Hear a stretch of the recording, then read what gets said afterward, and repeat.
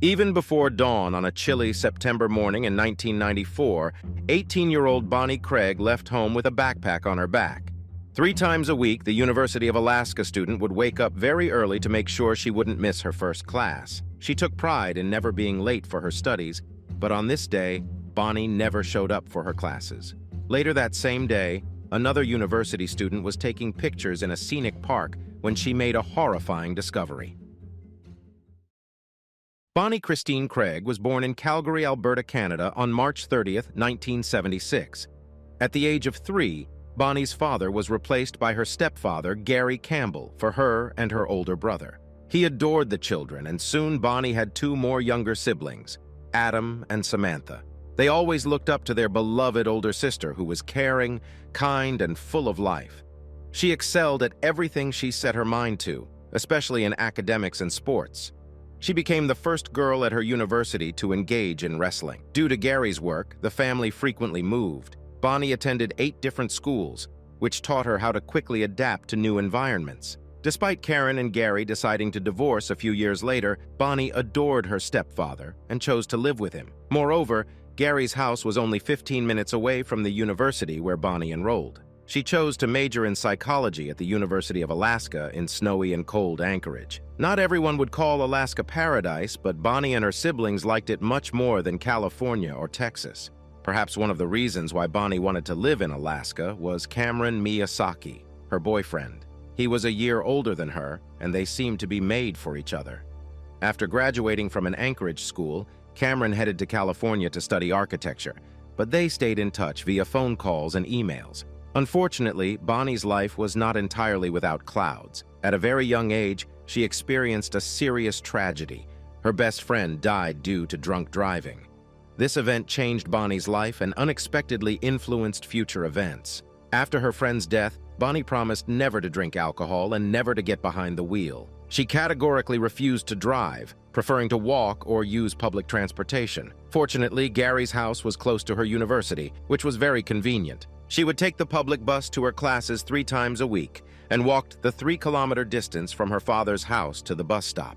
On other days, she worked part-time at a supermarket. The path to the bus stop partially led along a remote road, and it could be dangerous, especially for a girl walking alone in the pre-dawn darkness. Bonnie was aware of the hidden dangers and even told her sister that she always needed to carry pepper spray. She had one, but would it be enough if someone attacked her with the vilest intentions? On the morning of September 28, 1994, Bonnie woke up at 5 o'clock, got ready, and, as usual, headed to the bus stop. It was a 45-minute walk, so even though classes started at 7 o'clock, she always left early to make sure she wouldn't be late. Samantha heard her sister get up and hurriedly prepare for her classes. She was confident that Bonnie had made it to her English class, which she had been preparing for all evening. 9 hours later, another student was taking photos on the Chugach Trail in the park south of Anchorage. It was located 25 kilometers from Bonnie's home, and it offered stunning photography opportunities. When the student focused her camera on the picturesque surroundings, something caught her attention. Something was floating in the water beneath a 10-meter cliff, and this bright blue object seemed unnatural against the rushing white foam of the water. Sharpening the focus, the girl realized with horror that it was a woman. Her lifeless body was floating in the shallow river. In 1994, the girl didn't have a mobile phone, of course, so she rushed to the parking lot, got into her car, and drove to the nearest phone, where she dialed 911. The police officers from the state of Alaska responded to the call. The woman, still very young, was floating face down at the base of a high cliff. Today, in 2023, there is a barrier on that cliff, but in 1994, it didn't exist. So if a person was walking there, tripped and fell, they could easily have suffered a fatal injury. Initially, the police thought that's what had happened. The forensic expert made a preliminary conclusion that Bonnie had drowned, but had also sustained several serious head injuries, possibly during the fall. She didn't have a purse or a backpack with her, but there was a ring, Bonnie Craig's university ring. The police needed to contact her family, and by the time the officers were certain it was Bonnie and knocked on the door of the family's home, it was 10 in the evening. Gary, Samantha, and Adam were waiting for Bonnie any minute. The children were eavesdropping on the stairs when they saw their father fall to his knees and break down in tears after hearing the officer's words.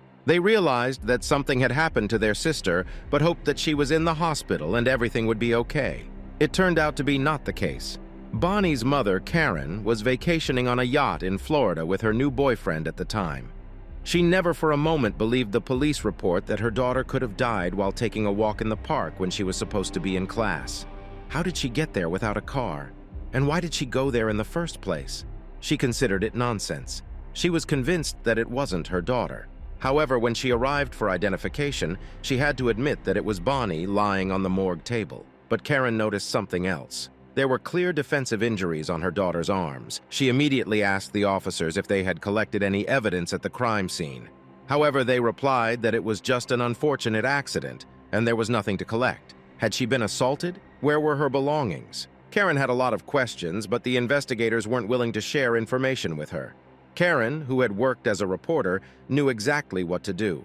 She turned to the media, giving interviews and drawing as much attention as possible to her daughter's case, insisting that it was a murder.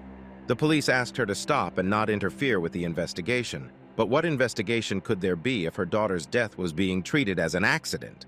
She continued to make noise persistently. In reality, detectives were indeed investigating this case as a homicide, but they didn't want to disclose it to Bonnie's family or the media. They chose this tactic because they believed the crime was committed by someone close to the victim, possibly even a family member or boyfriend. And they feared that if the perpetrator sensed danger, they might go into hiding. After conducting an autopsy, the forensic expert concluded that Bonnie had been murdered, receiving 11 blows to the head with an unidentified object. She had a broken finger and abrasions on intimate parts of her body. Semen was found on her body and clothing. Additionally, an officer discovered a piece of paper with a drop of blood 2 meters from the edge of the cliff. The presence of blood in that location should not have occurred in the case of an accident. This means that something happened before she fell from the cliff. However, there were no other pieces of evidence or signs of struggle. At least 2 people had seen Bonnie walking to the bus stop, but there was no evidence that she boarded the bus. The police concluded that the killer had intercepted her while she was walking on the road in the darkness. Officers requested DNA samples, fingerprints, and hair from all family members.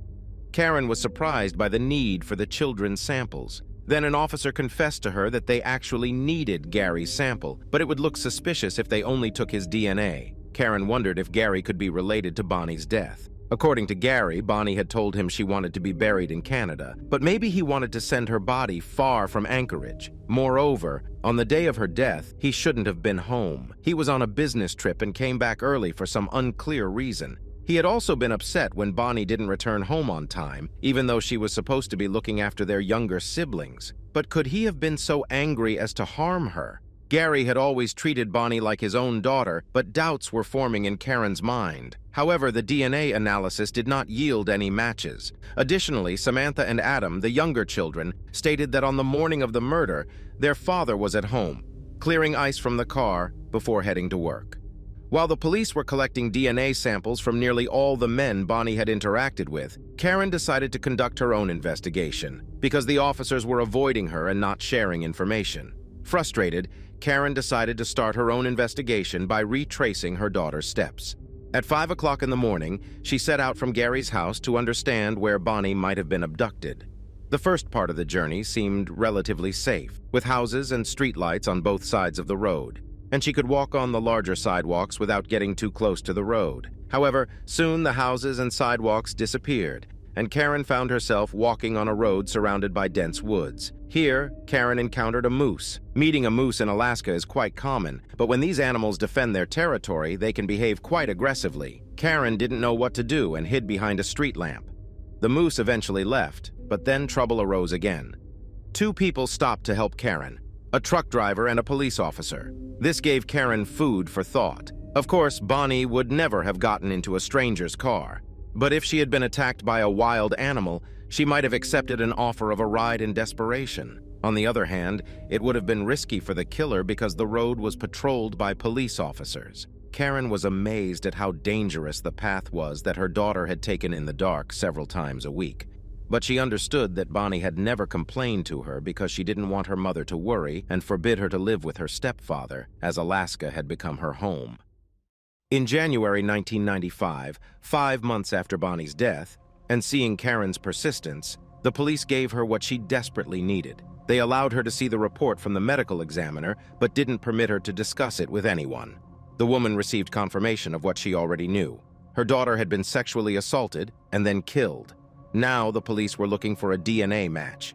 It's important to note that CODIS, the FBI's DNA database, was in its infancy, launched 4 years before Bonnie's death, and it wouldn't be fully operational until 1998. This means that until the police find a suspect, they won't get a match. Crossing out Gary and Cameron from the list of suspects, as Cameron was in a different state, investigators found that one of Bonnie's colleagues at the supermarket was overly infatuated with her. The girl even complained to her manager about the guy when he used a work computer to find out her phone number. He didn't stop calling her despite all her requests to stop. Another colleague missed a work meeting that was scheduled around the same time Bonnie was killed. 2 guys provided DNA samples, and it turned out to be a false lead. At the same time, Karen unexpectedly discovered that she might have a connection to her daughter's murder. It turns out that for the past 3 years, she had been working as a reserve officer in the Anchorage Police Department. Reserve officers are called upon when the police need additional assistance. Karen was used for undercover operations, posing as a buyer of illegal substances to catch dealers.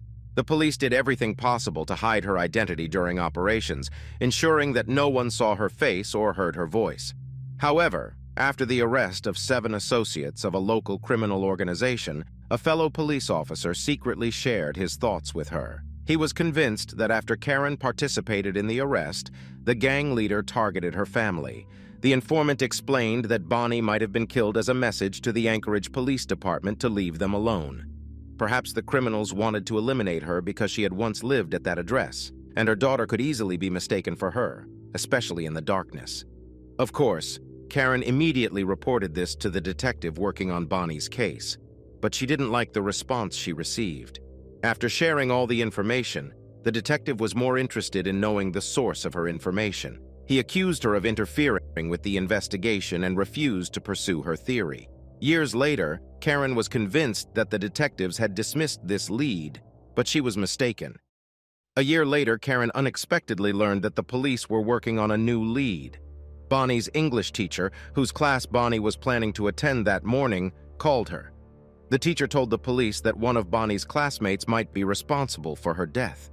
She had assigned her students the task of keeping a journal, and she was alarmed by how dark and filled with rage one student's journal was, particularly when he mentioned the date of September 28th, the day Bonnie was murdered. He wrote that it would be a tough day. What made it suspicious was that the student had skipped her class for 7 hours on that very day, and when he later turned in his assignment to the teacher, he was soaking wet, as if he had just come out of the shower, and he smelled like he had sprayed himself with an entire bottle of cologne. After reading the student's journal, Karen was convinced she had found a lead to her daughter's killer. If he attended classes at the same time as Bonnie, she might not have been afraid to get into his car, and the cologne could have concealed the smell of pepper spray. It was the most significant lead she had come across. Karen asked the investigators to examine the journal, but the police responded that they had already taken a DNA sample from the student and would only look at the journal if there was a match. This approach made sense in terms of saving time and police resources, but what if there were 2 attackers and only one of them had assaulted Bonnie?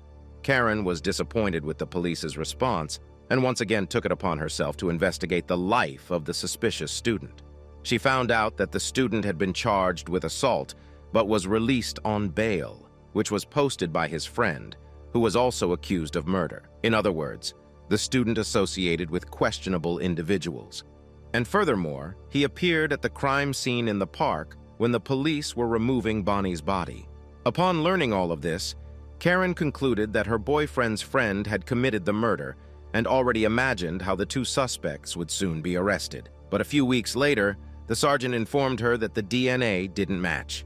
Karen's disappointment knew no bounds, and she still had no doubt that somehow one of her boyfriend's associates was connected to her daughter's murder.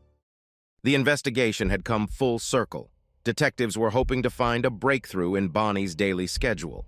Around 5:20 a.m. on that day, a girl delivering newspapers saw Bonnie and accurately described her clothing. Another witness noticed an unfamiliar car parked in front of Bonnie's house, idling.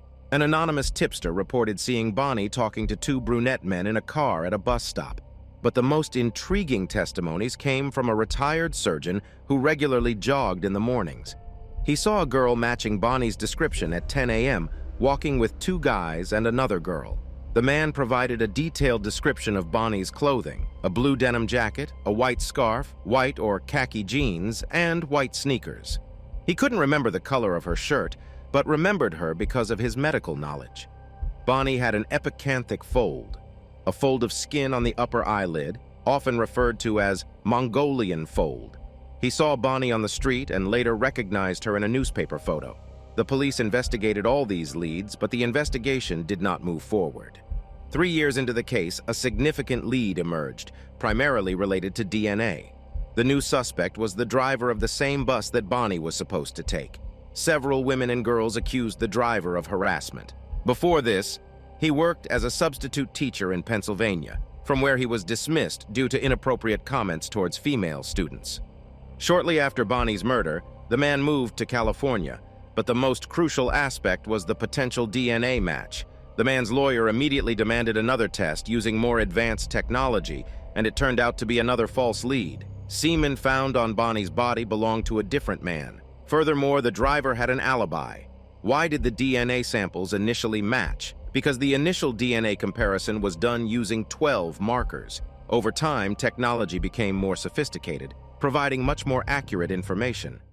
It had been 12 years since that morning when Bonnie left home and never returned. The investigation was handled by a team working on old, unsolved cases when they were informed about a DNA match. The police immediately informed Karen, who greeted the news with skepticism. She quickly asked if the analysis could be trusted this time. When they told her they were 100% sure this time, a whirlwind of questions raced through her mind. Who was the new suspect? Did he work with her daughter, go to school with her, or know her classmate? But the answer stunned her because it was something she couldn't even imagine. He wasn't one of those already questioned by the officers. The suspect had come into the sight of the Alaska police solely thanks to the DNA CODIS database. He had long left the state and was currently serving time in a prison in New Hampshire. The suspect's name was Kenneth Dion, and in 1994 he was 25 years old, which made him 7 years older than Bonnie. He was arrested in New Hampshire in connection with a robbery in 2003, but his DNA sample was only added to the database in 2006. Investigators immediately flew to New Hampshire. During Kenneth's interrogation, he remained relaxed and answered questions as if he were old friends with the officers. He didn't ask why detectives from Alaska had flown all the way to talk to him. Kenneth shared that he was deeply involved in Eastern martial arts and had ranked 10th in a World Wrestling Championship. He loved using nunchucks and say-yes, which he always kept in his car.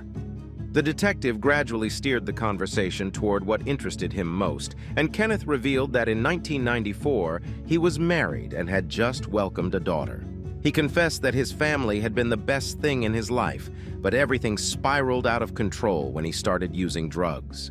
Although he managed to quit briefly and enlist in the military when he served in Anchorage, he was discharged from the Army due to drug-related issues.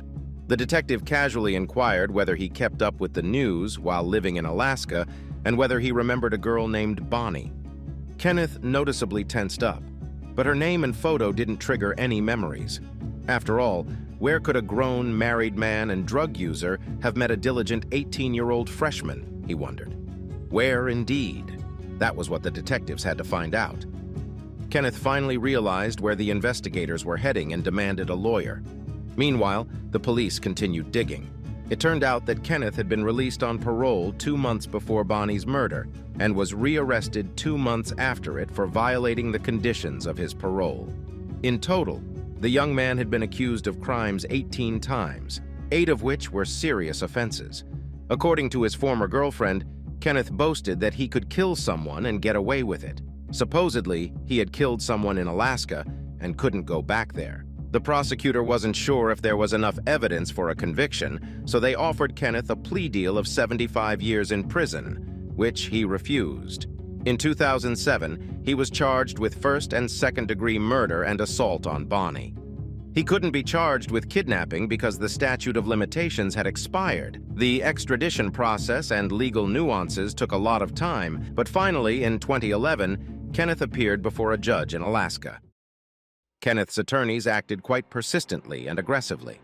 They constructed their version of events around the idea that on September 28th, there was an unfortunate accident. Bonnie Craig was walking in the park, tripped and fell, and Kenneth wasn't even near the park that day. As indirect evidence, they cited the words of a newspaper girl and other witnesses, none of whom claimed to have seen a red-haired man or his black Ford Tempo.